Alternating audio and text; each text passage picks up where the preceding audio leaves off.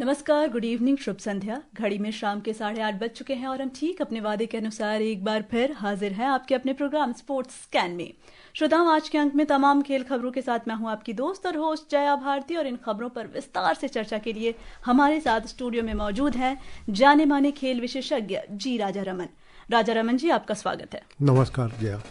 हर दिन की तरह ढेर सारी खेल खबरें हैं हमारे पास, लेकिन जो सबसे महत्वपूर्ण और बेहद जरूरी खबर होगी आज की, वो होगी भारत और न्यूजीलैंड के बीच 5 T20 मैचों की श्रृंखला ठीक वर्ल्ड कप से पहले। बिल्कुल, क्योंकि वर्ल्ड कप अभी बहुत दूर नहीं है, या ये सीरीज और वर्ल्ड कप से पहले ये सीरीज है, तो एक आइडिया मिलेगा भारतीय खिलाड़ियों का। जो फॉर्म है, जो लय है, उसको लेके एक आइडिया मिलेगा। तो बहुत ही इम्पोर्टेंट खबर है आज। बिल्कुल, इस पर विस्तार से चर्चा करेंगे अपने प्रोग्राम में, लेकिन सबसे पहले एक नजर अब तक की स्पोर्ट्स हेडलाइंस पर। महिला प्रीमियर क्रिकेट लीग में दिल्ली कैपिटल्स और मुंबई इंडियंस के बीच मुकाबला जारी।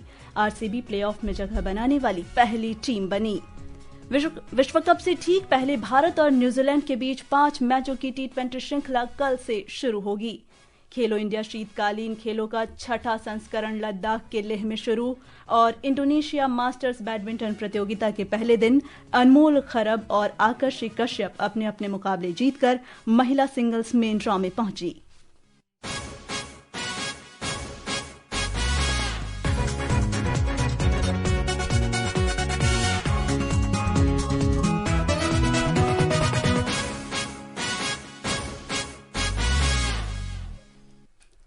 महिला प्रीमियर क्रिकेट लीग का 13वां मुकाबला आज दिल्ली कैपिटल्स और मुंबई इंडियंस के बीच वडोदरा के कोटाम्बी स्टेडियम में खेला जा रहा है। और अगर हम ताजा समाचार की बात करें तो मुंबई इंडियंस ने अब तक 14वें ओवर में 3 विकेट पर 99 रन बना लिए हैं। इससे पहले दिल्ली कैपिटल्स ने टॉस जीतकर पहले गेंदबाजी का फैसला किया था। दोनों टीमें देखिए तो अभी अपने फॉर्म में वापसी की कोशिश में है। खास करके दिल्ली कैपिटल्स आई थिंक बहुत ही कमजोर रहा अभी तक का प्रदर्शन उनका। 4 मैच में 1 ही जीते हैं, और अगर ये आज जीत जाते हैं तो टेबल में एक बड़ा दिलचस्प मोड़ आ सकता है। बहुत सारे 4 टीम के पास 4-4 पॉइंट होंगे। हालांकि आरसीबी सबसे आगे निकल चुकी है, 10 पॉइंट कमा चुकी है ऑलरेडी, लेकिन दिल्ली कैपिटल्स के पास एक मौका है। पिछले शायद 10-15 मिनट में 2 विकेट चटकाए उन्होंने मुंबई इंडियंस के। ये उनके लिए बहुत इम्पोर्टेंट मैच होगा। ये करो या मरो वाली स्थिति में आ ही गई दिल्ली की टीम। बिल्कुल, अब तक दिल्ली कैपिटल्स ने 3 विकेट झटक लिए हैं। दिल्ली ने मिन्नू मनी की जगह 16 वर्ष की दिया यादव को टीम में शामिल किया है, जबकि मुंबई इंडियंस में 4 बदलाव देखने को मिले हैं। तो इन बदलावों से क्या कुछ उम्मीद की जा सकती है? नहीं, टीम्स अभी एक्सपेक्ट कर रही हैं कि कोई खिलाड़ी जब फॉर्म नहीं दिखा रहा है, और क्योंकि टूर्नामेंट बहुत लंबा टूर्नामेंट है नहीं, ये मेंस टूर्नामेंट जैसे 6 हफ्ते वाला है नहीं। टीम्स के पास बहुत कम समय है अपने आप को ठीक करने का, अपना रास्ता सुधारने का, और ये शायद कोशिश कर रहे हैं कुछ युवा खिलाड़ी को मौका दे के। वो कोशिश ही कर रहे हैं कि कुछ नया कर दिखाएं। अगर एक नया जोश आ गया टीम में तो फिर दिल्ली की टीम में 4 चांद लग सकती है। लेकिन मुंबई की टीम भी कोई कम नहीं, वो भी तो कोशिश ही कर रहे हैं कि वो जीते ये मैच। बड़ा इंटरेस्टिंग गेम होगा। अभी बहुत गेम बचा है, इसमें कुछ भी हो सकता है यहाँ से। बिल्कुल, और अगर कल के मुकाबले को देखें तो रॉयल चैलेंजर्स बेंगलुरु ने कल गुजरात जायंट्स को 61 रन से हराया था।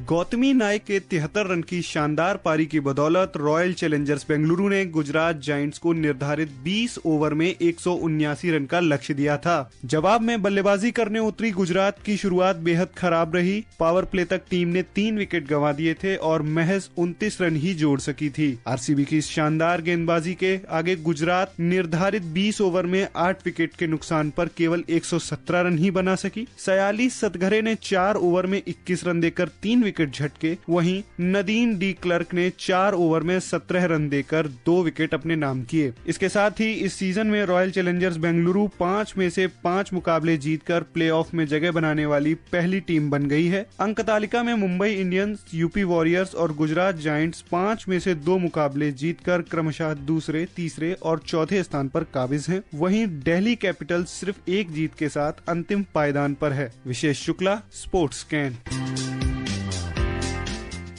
लगातार 5वीं जीत के बाद आरसीबी प्लेऑफ में जगह बनाने वाली पहली टीम बन चुकी है। और जैसा हम बात कर रहे थे कि वो काफ़ी अच्छा चल रही है पूरे टूर्नामेंट में, अगर हम देखें पूरी प्रतियोगिता में। अब उसका लक्ष्य आगे अन्य 3 मुकाबलों को जीतकर फाइनल में जगह बनाने की होगी। वो तो होगी, लेकिन फॉर्म को बरकरार रखना होगा। शुरुआती दौर पर कुछ टीमें अच्छी कर जाती हैं, शुरुआत बहुत बढ़िया होता है, लेकिन जैसे जैसे टूर्नामेंट चला जाता है, आगे बढ़ता जाता है, तो कमजोरियां नजर आती है।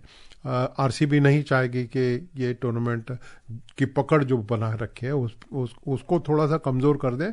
बहुत स्ट्रांग टीम है और शायद अन्य टीमों को आरसीबी को हराने का एक बहुत बड़ा लक्ष्य बन जाता है, चुनौती है उनके सामने। बिल्कुल, तो देखना रोमांचक होगा कि आरसीबी अपने मोमेंटम को बरकरार रख पाती है या नहीं, और दिल्ली कैपिटल्स आज मुंबई इंडियंस को मात दे पाती है या नहीं, क्योंकि दोनों के लिए ये मैच बेहद महत्वपूर्ण है। तो अब बात करते हैं भारत और न्यूजीलैंड के बीच कल से शुरू हो रहे 5 मैचों की T20 श्रृंखला की। भारत की नजर वनडे सीरीज में मिली हार का बदला चुकता करके अगले महीने घरेलू धरती पर होने वाले T20 विश्व कप के लिए अपनी तैयारियों को पुख्ता अंजाम देने पर होगी।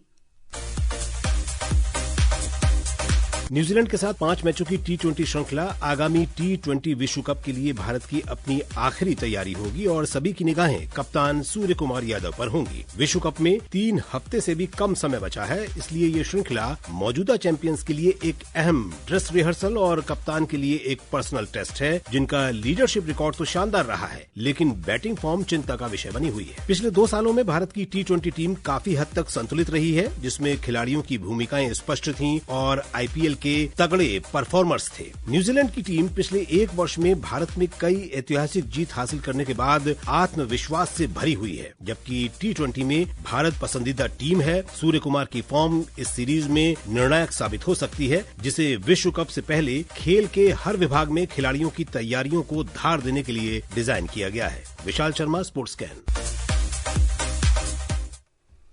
लंबे समय से हम देखते आ रहे हैं कि हमारे कप्तान हैं वो अपने फॉर्म में नजर नहीं आ रहे, जिसका खामियाजा कहीं ना कहीं पूरी टीम को देखने को मिल रहा है। तो क्या इस बार उनसे कुछ उम्मीद की जा सकती है? वो हमेशा ही रहती है। वो उन्हें शायद 360 डिग्री प्लेयर का खिताब भी मिल चुका है। एबी डिविलियर्स के बाद लोग मान रहे थे कि ये बहुत ही शानदार T20 के बल्लेबाज हैं। कप्तानी भी अच्छी हो रही है। हो सकता है कि लय वापस आए, कुछ फ्रेश होकर आए। कई दिन से बड़ा क्रिकेट नहीं खेले, अंतर्राष्ट्रीय स्तर पर खेले नहीं है, वनडे टीम से बाहर थे। तो मुझे लगता है कि सूर्य कुमार यादव पे जो नजरें होंगी, जो दबाव है उन पे, उसको वो अच्छे तरीके से झेलेंगे और फिर कुछ रन बना के दिखाएंगे। सही टाइम है उनको लाइव में वापस आने का, क्योंकि विश्व कप बहुत ज्यादा दूर नहीं है। न्यूजीलैंड की टीम को हमने पिछले 1 वर्ष में देखा है कि किस तरह से भारत में कई ऐतिहासिक जीत उसने हासिल किया है। अगर हम वनडे देखें, टेस्ट देखें, तो इस तरह से जो कॉन्फिडेंस है अब न्यूजीलैंड के पास, उसके सामने भारत के लिए कितनी बड़ी चुनौती होगी। जब वनडे सीरीज हारना भारत के लिए अच्छी बात नहीं थी। पहली बार हारी है भारतीय टीम न्यूजीलैंड के खिलाफ वनडे सीरीज अपने घर पर, लेकिन उसका असर शायद T20 मैचेस पे नहीं पड़ेगा। कुछ खिलाड़ी बदलाव हुआ है। विराट कोहली जैसे खिलाड़ी नहीं है टीम में, जो शानदार फॉर्म में थे। हालांकि वनडे सीरीज में लोगों को लगेगा कि उनको शायद वापसी करना होगा T20 टीम में, लेकिन भारतीय T20 टीम काफ़ी स्ट्रांग है और मुझे लगता है कि इनकी चुनौती के सामने न्यूजीलैंड डगमगा जाएगी। But you have to play smart cricket. लेकिन हम सबको ये एक चीज याद रखनी होगी जया, कि ये तैयारी है। असली टूर्नामेंट तो अगले महीने है। यहाँ पे आप एक्सपेरिमेंट कर सकते हैं, कुछ लोगों को मौका दे सकते हैं, बैटिंग ऑर्डर बदल सकते हैं, लेकिन असल टूर्नामेंट तो अगले महीने है। बिल्कुल। लेकिन अगर हम पिछले कुछ मुकाबले देखें या फिर कुछ सालों में क्रिकेट का जो प्रदर्शन देखें, तो क्रिकेट प्रेमियों के मन में एक सवाल अब लगातार खटक रहा है कि एक समय था जब क्रिकेट का ग्राफ इंडिया में काफी ऊपर तक बढ़ा था, तो क्या वो समय आ गया कि वो धीरे धीरे नीचे आ रहा है? नहीं, व्हाइट बॉल क्रिकेट में शायद नहीं आ रहा है। हमको लगेगा कि न्यूजीलैंड जो शायद सेकेंड टीम थी, न्यूजीलैंड की पहली टीम तो आई नहीं। कई वजह थी कि उनके कुछ अच्छे प्लेयर्स आए नहीं थे। कुछ लोग तो कह रहे हैं कि थर्ड टीम है उनका, दूसरा टीम भी नहीं, तीसरा टीम है। लेकिन बहुत ज्यादा तवज्जो देनी नहीं चाहिए। हालांकि पिछले साल टेस्ट सीरीज हार गई थी भारतीय टीम न्यूजीलैंड के खिलाफ, उसका दर्द होता है। लेकिन वनडे सीरीज हारना शायद उतना सोचना नहीं चाहिए हम लोगों को, आगे बढ़ना चाहिए। अभी ये जो 5 मैच का श्रृंखला है, इसमें भारतीय टीम अगर अच्छा क्रिकेट खेल के अपनी तैयारी सही तरीके से करे तो फैंस को एक बार फिर कॉन्फिडेंस वापस आ ही जाएगा। बिल्कुल, तो इसी तरह से सकारात्मक ऊर्जा से हम आगे बढ़ेंगे और उम्मीद करेंगे कि इस बार सूर्य कुमार यादव के बल्ले से ऐसी गेंद बल्लेबाजी निकले और हमारी टीम वापस से जीत के लय को बरकरार रखे। तो श्रोताओं, भारत और न्यूजीलैंड के बीच पहला T20 मैच कल नागपुर के विदर्भ क्रिकेट संघ स्टेडियम में शाम 7 बजे से खेला जाएगा। अब बात खेलो इंडिया की, जहां शीतकालीन खेलों का छठा संस्करण लद्दाख के लेह में शुरू हो गया है। उपराज्यपाल कविंदर गुप्ता ने इसका उद्घाटन किया। 21 राज्यों और केंद्र शासित प्रदेशों के खिलाड़ी हॉकी और स्केटिंग जैसे बर्फीले खेलों में प्रतिस्पर्धा करेंगे। पहले दिन का हाल जानते हैं हमारे लेह संवाददाता से। The Khelo India Winter Games 2026 is being held from 20th 26th of this month at 3 locations in Leh city of Ladakh, NDS Stadium, Ladakh Scouts Regimental Center and Gopukul Pond. On the opening day of the Khelo India Winter Games, in women category of ice hockey, ITBP scored a 6-0 victory over Rajasthan, while as UT Ladakh team beat Telangana by 19-1. Padma Desal of UT Ladakh women team shines with 5 goals, sending strong message for the matches ahead. In another ice hockey competition, Himachal women team dominated over Haryana team by 2-0. In men's category of ice hockey, Army takes on Himachal in a high-octane showdown at NDS ice hockey rink. Army won by 5-1. This is Khurshid Yusuf from Leh, Ladakh. Khelo India के banner तले जिस तरह से सरकार लगातार नए खिलाड़ियों को, युवा खिलाड़ियों को नए मंच प्रदान कर रही है, वे उनके मनोबल को कितना बढ़ाते हैं? बहुत ज़रूरी है। अगर आप सिर्फ एक राष्ट्रीय स्तर पर एक कंपटीशन कराते हैं, खिलाड़ियों को दूसरा टूर्नामेंट मिलता ही नहीं है। तो खेलो इंडिया एक वो इम्पोर्टेंट टूर्नामेंट हो गया हर साल। खिलाड़ियों, I think they look forward to it, क्योंकि विंटर गेम्स की भी तैयारी हो सकती है और फिर टॉप्स में विंटर गेम्स के कुछ खिलाड़ी शामिल हो सकते हैं या फिर टारगेट एशियन गेम्स ग्रुप में शामिल हो सकते हैं। उनके लिए इम्पोर्टेंट टूर्नामेंट है और भारत सरकार जो विंटर गेम्स के लिए खास करके कर रही है, हालांकि खेलो इंडिया के कई सारे डिफरेंट एडिशंस है, बीच गेम्स हुए हैं, ट्राइबल गेम्स होंगे, विमेंस का अलग से लीग होने लगा है। I think it's very important development, बहुत अच्छी बात है।